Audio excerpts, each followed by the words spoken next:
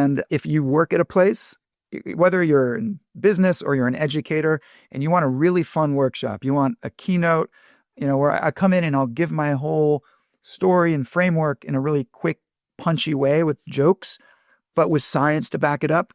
And then I break you into fun, small little writers' rooms, and you get to see what it's feel like to be a comedy writer, but how it could be used for you specifically to generate ideas and exactly what matters to you and your business or your personal life, and how to collaborate on a really high level. Step into the world of success with Your Brand Amplified, the ultimate podcast designed to unravel the intricacies of thriving businesses.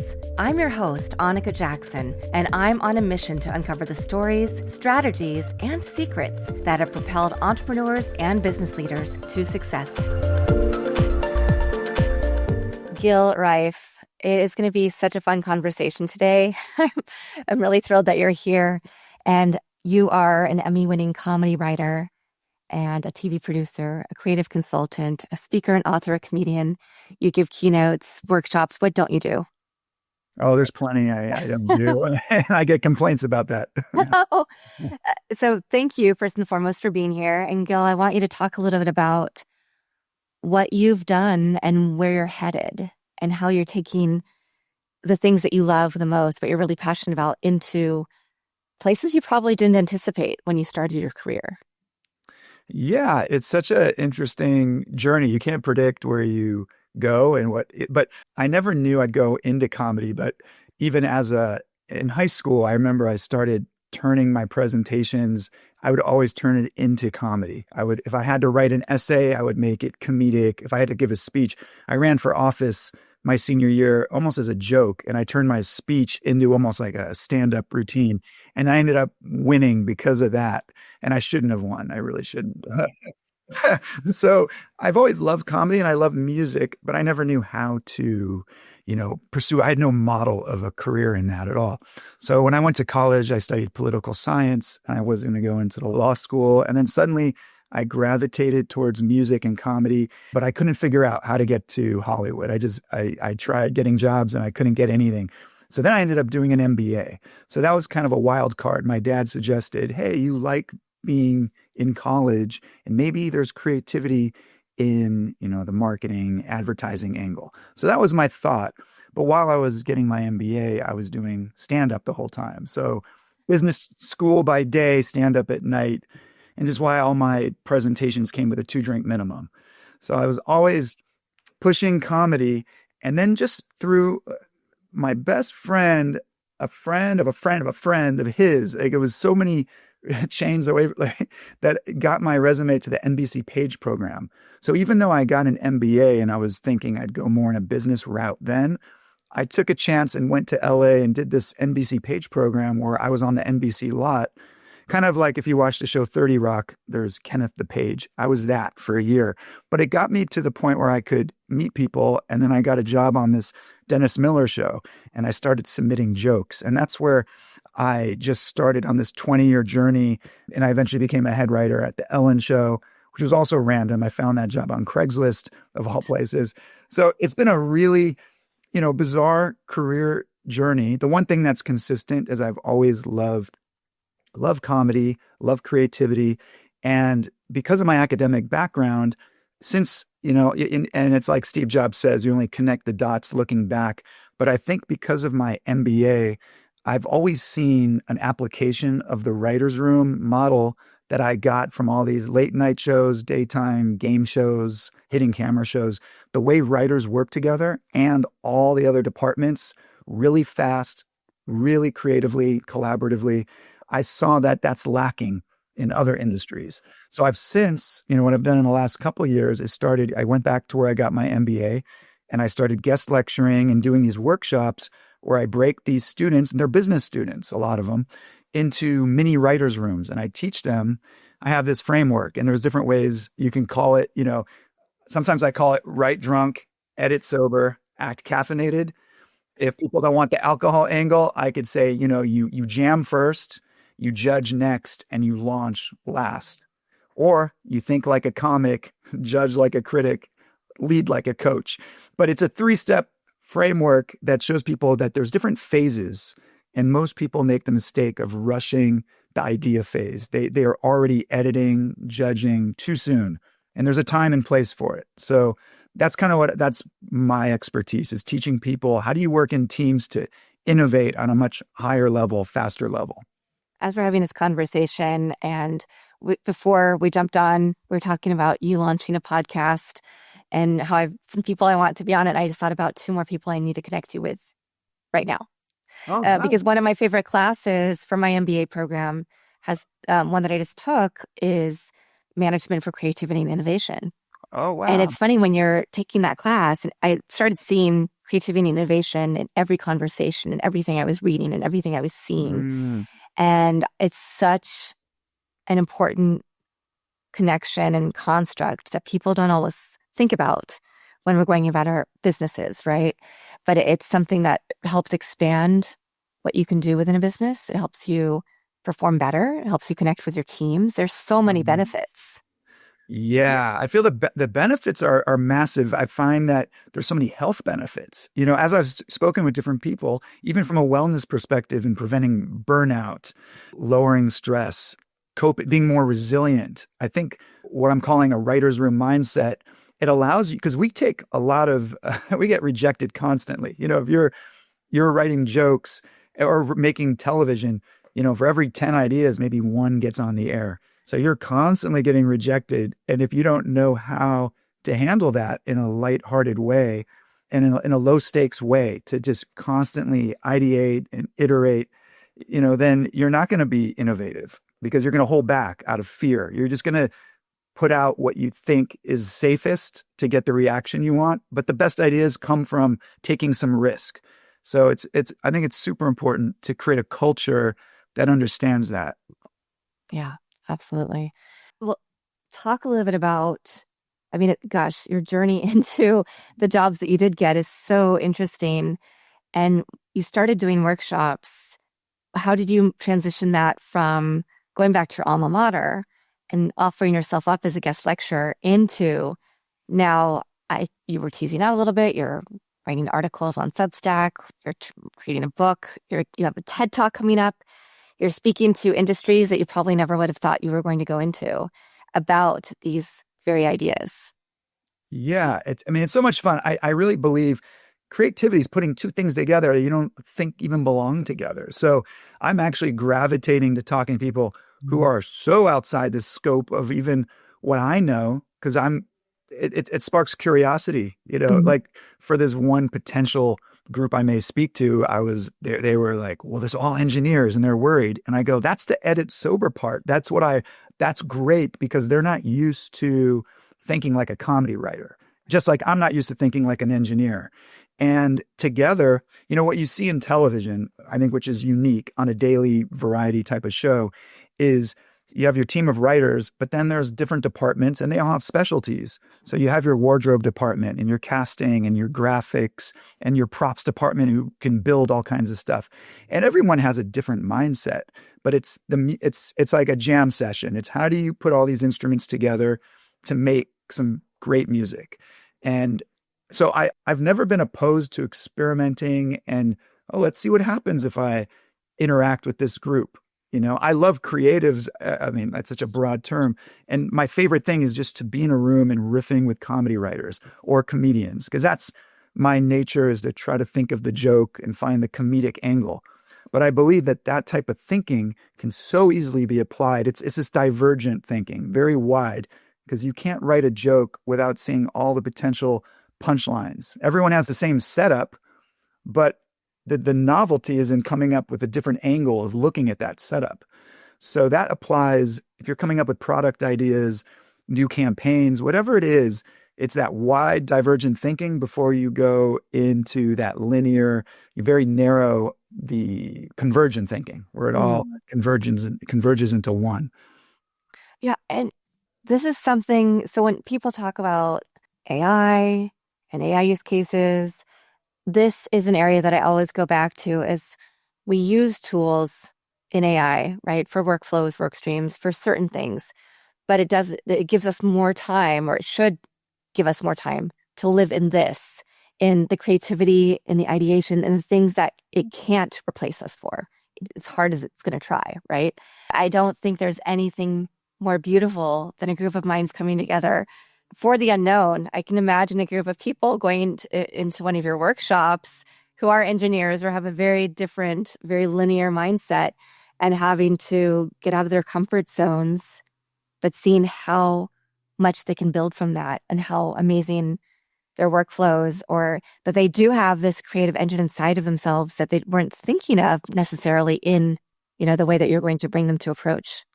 So there's creativity every step of the process. Whether you're in the right drunk phase is that divergent thinking, and then the edit sober is that convergent thinking. And I think that everybody has this unique type of creativity.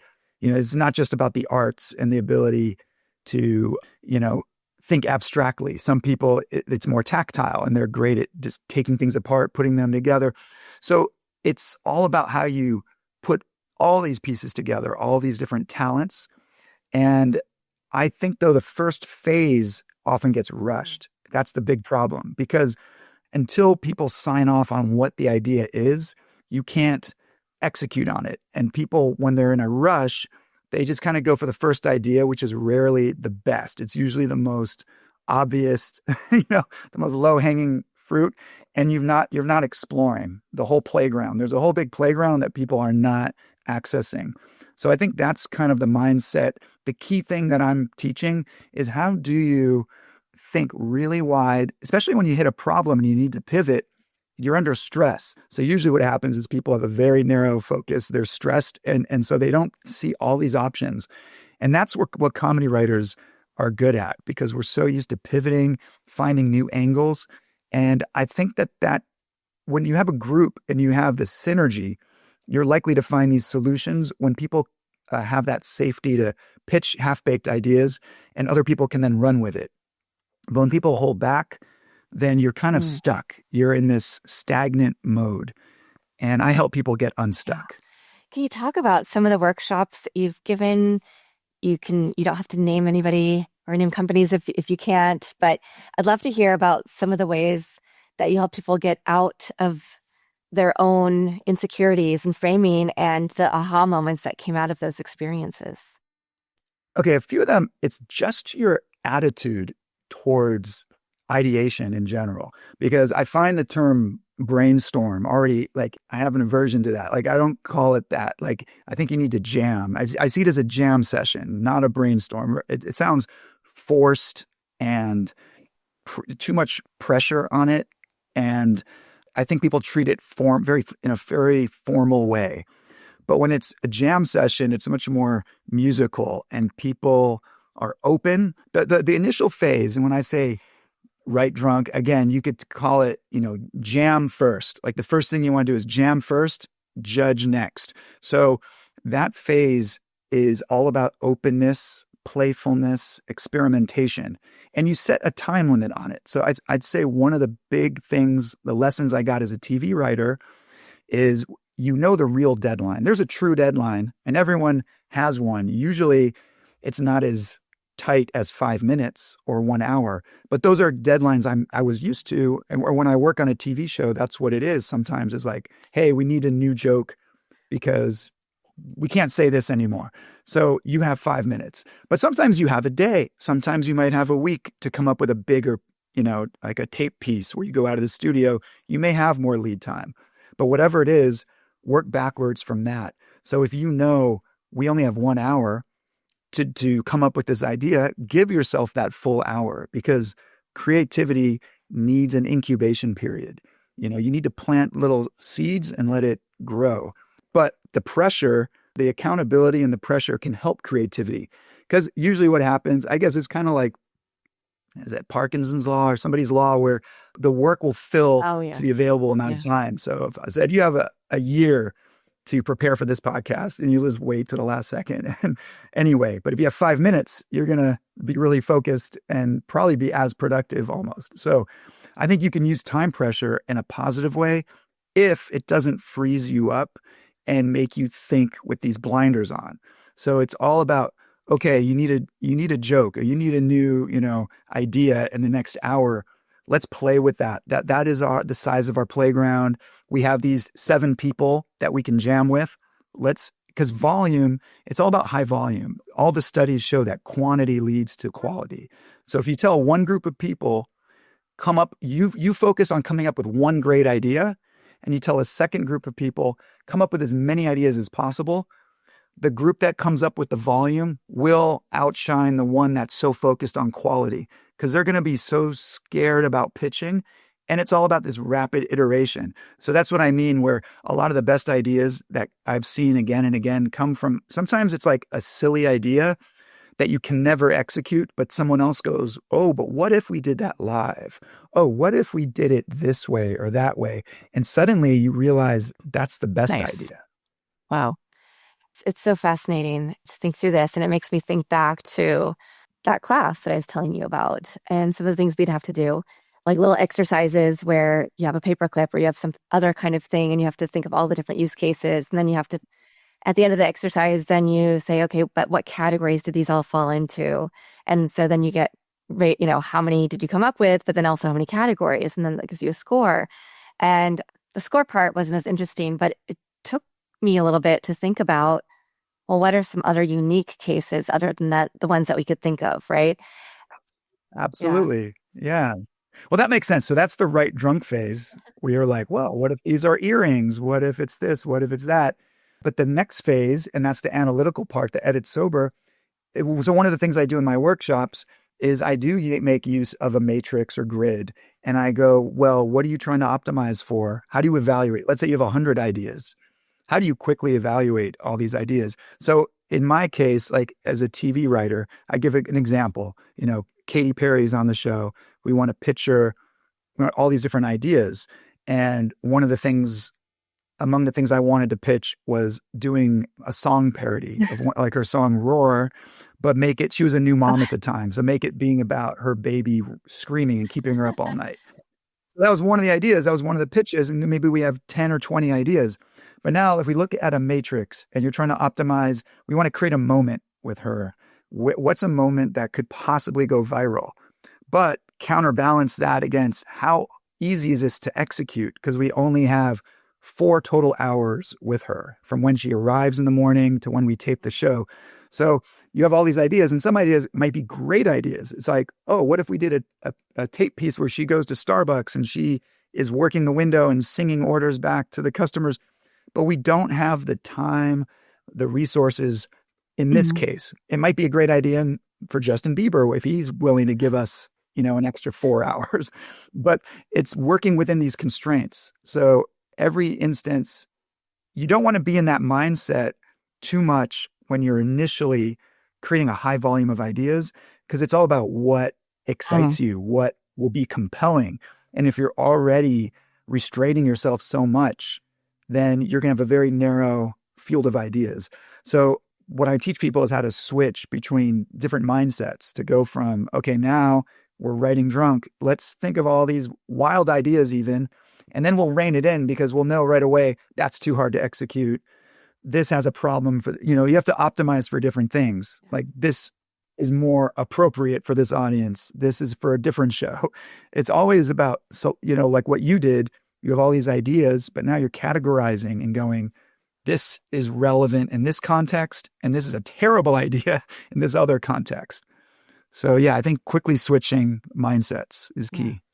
What's an average amount of time, or what's a good amount of time for people to be able to go through your process and then come out with, some good solutions for the issues that they're facing in the workplace? I think that, you don't need more than an hour really, because I think you work in breaks. I think I rarely come up with my best ideas sitting down at a desk. There's a lot of studies that show that, we've evolved to be on our feet and moving around. And so, and there's this thing called the default mode network in your mind where you get most of your best ideas. And this is the danger of technology because we're so programmed as soon as we're bored to reach for the phone. But it's in that initial boredom. There's a post in my newsletter, I call it like boredom is the mother of all creativity. But it all starts, I've noticed many times that when you're initially bored, it launches into all these ideas. But if you start consuming, if you passively consume all this content, which is easy, very tempting to do, you'll shut that part of your brain off. Also, if you're moving, going for a walk, and you're seeing changes in your landscape, widening, even being there's studies that show that in a room with a low ceiling, people come up with less ideas than in a room with a higher ceiling. If you go outside, even better. Often we'd bump into writers from other shows that were outside. The writers from Conan would sometimes have their meetings outside, and you'd see a noticeable difference in the volume of creativity. So it can be in spurts. I don't think it's more like high interval training. I think it's better when it's fast, more intense, and then you totally decompress versus let's sit in this room and we're going to brainstorm for the next 3 hours. You're going to hit diminishing returns really Wow. early, I'd say by 1 hour in. Yeah. Yeah, that's really fascinating. And, of course, as you're saying these things, my neural coupling and all of the different things are going on. So I'm thinking about myself in situations. And when I do take those breaks, even in a normal work day, if I take a break and go walk the dogs or just get outside for a little bit, it does create a shift versus if I just decide to go, okay, I have a break. Let me go read this article or let me do this other piece of work or let me go pick up that book that I need to read for class or, for something I'm trying to teach. And I am able to come back refreshed. And so even those are things people could do, not even just in a workshop or in a learning situation, but just every day. Yeah. Every lesson that I put into the newsletter, which will turn into the book, is actionable and easy to integrate. So I'll give you, like, if you want another example, I call this like sleep your way to the top creatively. So it's how to let your subconscious do the Nice. dirty work. And then you wake up with fresh ideas.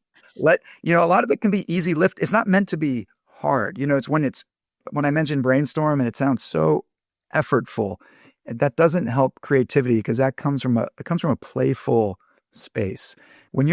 If you're jamming, and I like to play music too, it doesn't come from stressing out about playing. It's from flow state and just being in the moment and letting it just come to you. It's more about receiving the ideas than trying to force them out.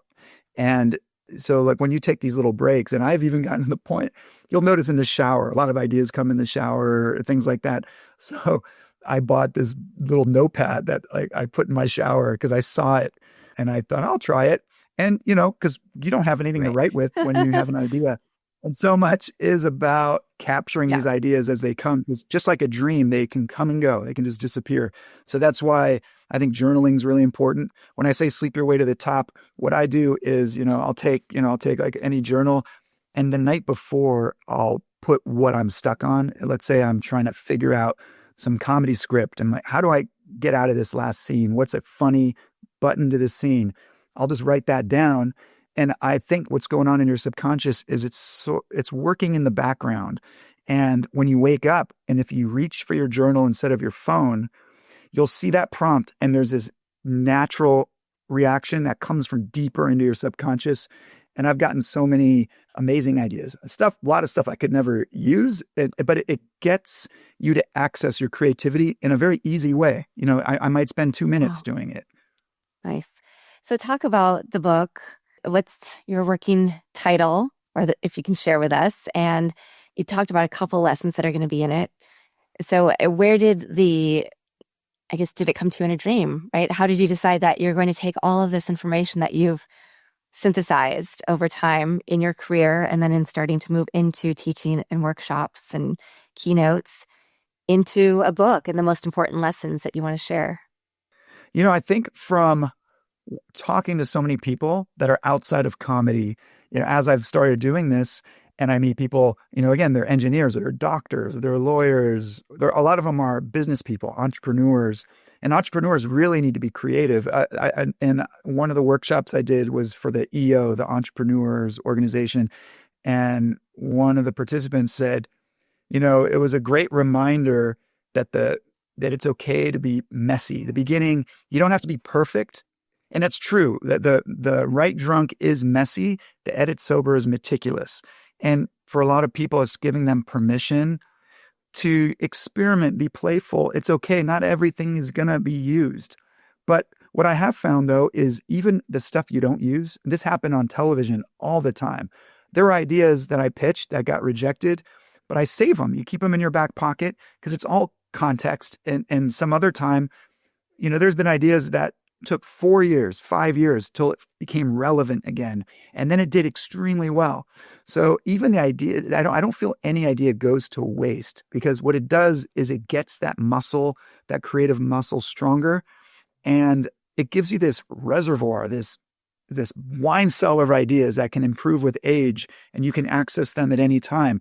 So by having a system to regularly, you're always coming up with ideas and you're saving them, and you can just go back. I can go back. I have a document I call random 2025, random 2024, and it goes back decades. And I can go through and go, oh, that's funny for a script. That's a good game show idea. That's a business idea. That's something for an Oh, article. So I think creating a habit where you're on a daily basis harvesting ideas is valuable. And I've seen just that people aren't doing it. And I like to help people this way. It's something that lights me up and I get excited about, and just amplifying other people's creativity. and you also told me before we jumped on that you are going to have a TEDx talk coming up. Oh, Yeah. yeah. Congratulations, first of all, and talk about how that came up. Because I know that we've had people on the show who are experts and, that maybe they own the TEDx brand, or they have the license in different cities or countries. And so they've talked a little bit about the process and how it can be different depending on location. So did you have to go find the right location that had something that, their topic overall was something that you connected with, or did somebody ask you because they knew your work? In this case, so I didn't know anything about it. Just like I fumbled my way into being a comedy writer. I never know what I'm doing. I'm just trying to figure things out. I just went online. I looked at all the upcoming, I just Googled, like, what are all the upcoming TEDx? And there's this giant map of the whole world, and some of them are very far. So one of my criteria was, let's see if there's something driving distance from where I live in LA. And so I did look around. I found some options, and I reached out to maybe 3 places, but one of them, the theme, you're right, they do have themes. And so sometimes, like there would be a theme about climate change. It's probably not I can help come up with ideas, but it wasn't a direct hit. And some are very hyper specific about what they want. This one had a very nice theme in general, which was building bridges. And I do feel that the writer's room mindset allows you to collaborate with anybody, people with all different backgrounds, from different cultures, different generations. You learn how to collaborate. So I thought it was on point for what the theme was. And I just applied, and it was somewhat rigorous. It was pretty rigorous, actually, because I had to go through a couple of waves of questions and answering these essays. And then there was a Zoom with the curators, just like a Q&A kind of thing. But eventually I was selected of one of the, I guess, 10 Nice. people who will speak at this. It'll be at Cal State Fullerton, or it's in Okay. Fullerton at a theater.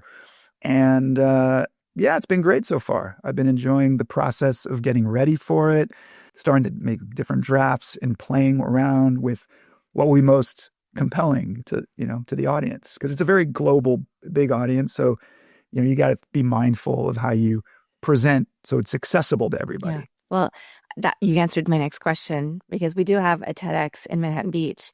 So I was selfishly hoping that it was there so I could just drive not very far. Yeah. So, Oh, yeah. Well, it'd be great. I would love for you to come. Yeah. I mean, yeah, it's a little bit of a well, it's hike to still get to. it's within reason. So yeah. Yeah. So we'll have Yeah. to, once you know more information, we'll have to put that in the show notes for those who are in Southern California or who might be here for business and want to come check it out. Sure. Yeah. Yeah. Happy to. I know. I'd love for anybody to come out and watch. Yeah. So what's next for you? You're creating your TEDx talk, prepping for that. You're writing articles, and that will become your book. You are doing workshops, seminars. Are you still, because I know, parts of the industry are not doing as well. My boyfriend is an editor and filmmaker, and there's not a lot there. My sister is a costumer, and there's not a lot of work for her right now. So how is Yeah. it going for you in the industry? Yeah. In my specific area, and I think what happens, I feel that I could definitely write And I do still, I write scripts. I write scripted things. I'll write a half hour animated comedy. I'll write a screenplay. But because my 20 years of my experience, or actually even a little bit more, has been an unscripted technically they call it that, even though you're writing scripts, but it's not like a sitcom or a drama. So it's like a late night or a daytime talk variety show. And I've written for game shows and hidden camera shows. So that area has really, really dwindled in recent years, like from like when the writer's strike started. And then they thought that after the writer's strike, the following year would pick up. That year was maybe even worse. I mean, it couldn't have gotten much worse, but it's been this big drop in production and a lot of things moving out of LA. And there's so many factors. Technology, the streaming disrupted the whole business model. Network TV and the ad revenue from that was so much better for creators, for writers, directors, actors. So it's caused a lot of challenge to find these type of jobs. It's always been hard. It was hard to break in 20 years ago. It's always, the supply always exceeds the demand because so many people want to do this versus how many jobs there are. And it only is offered in a few places. You can't just go to any city. I'm from San Diego. I love San Diego, but I went to LA because I really wanted to pursue this as a career.